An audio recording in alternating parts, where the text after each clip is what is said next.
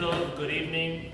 This evening we're going to learn the last and final step for acquiring Torah, the 40th step for acquiring Torah, and we'll soon see how it brings everything all together. The 48th step for acquiring Torah is Ha'omer davar b'shem omro, saying what you've read, what you've learned, or what you've heard from others in the name of who you have heard or learned it from. Now let's give an example and let's understand why this is so important. Coming up to Shavuot, when the Jewish people, exactly this year, 3,330 years ago, stood at the foot of Mount Sinai, and God came and gave the Torah to the Jewish people. By giving the Torah to the Jewish people, each and every individual that stood there not only accepted collectively the Torah, but even on an individual level, each one has, as we say in Hebrew, their helek in the Torah, their portion in the Torah. Now, if we do as we're supposed to, and we do mitzvot, and we learn Torah, we will be able to, as we say in Hebrew, mehadesh chidushim, come up with special novelties, Torah novelties, which are your property because they are your portion of when you originally received the Torah at Mount Sinai. Not only the collective way, but even as an individual way. So when a person comes up with a Torah hidush, a novelty, something that they thought of, they put something together and they came out with something that makes sense, and they're the first to have said it, or they came to it by themselves. At that point, Chachamim tell us that Dvar Torah belongs to the one who came up with it. And chas v'shalom, if you say something that you read or something that you learned, something that you didn't think about on your own, and you make it look like you're the one who said it, you're the one who came up with it, God forbid, it's like stealing. It's like stealing from someone else's Torah portion. You're taking that portion for yourself.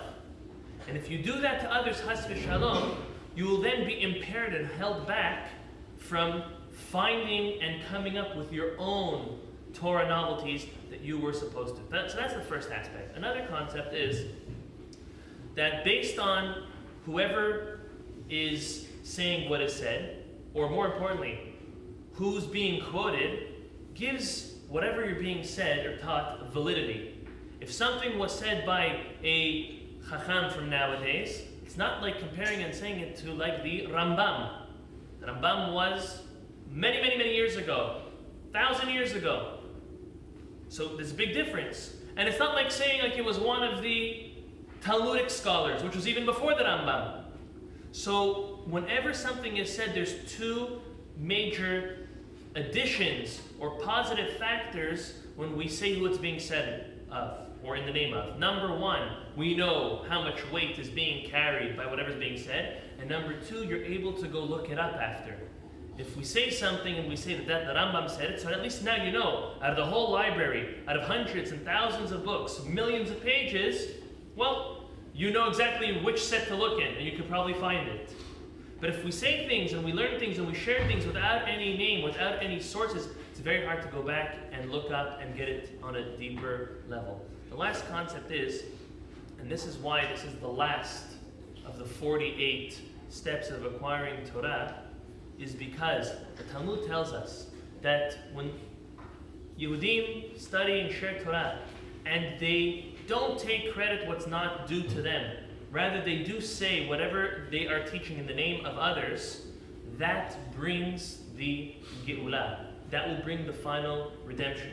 So it's numbered 48 as the last one, with hope that also that merit of always sharing Divrei Torah and always quoting and saying it in other people's names, that the Geulah Shlema, final redemption, will finally come and bring the Mashiach Tzidkenu the way HaKadosh Baruch Hu intended on it being right from the beginning, and will bask in the divine presence and learn his Torah with him and all of the great sages of Chachamim from the past. So may HaKadosh Baruch Hu bless us, finishing the 48. We can say kol hakavod to all of us who've been here for Shacharit, Mincha, Arvit, for the past 48 days.